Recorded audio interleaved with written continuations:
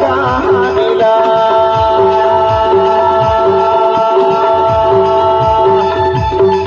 दिलीप सेवा जोहार पाठवा बयरजी स्वीकारेना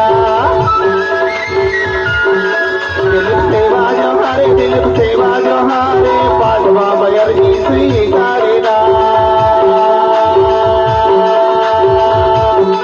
राजा प्रेम नारायण पालो रानी आयुन पूजा से चौरा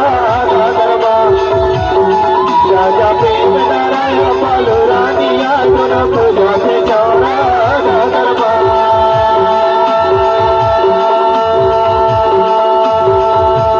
हरिहरी दादा बलरामा तुआ दादा बैला बोला गे गोमरबा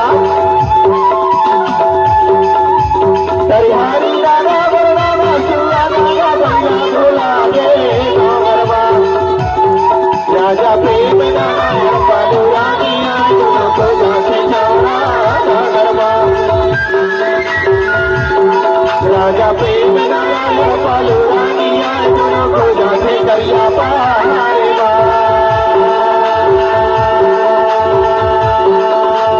राजा प्रेम नारायण पालो रानी आयुन पूजा से चौरा धर्मा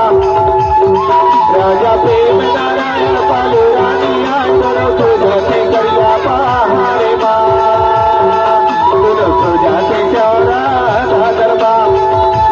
पूजा से करिया पहाड़े पूजा से चौरा धर्मा।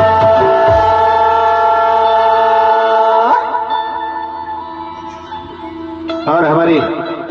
सभी कलाकार मंच पर आएंगे।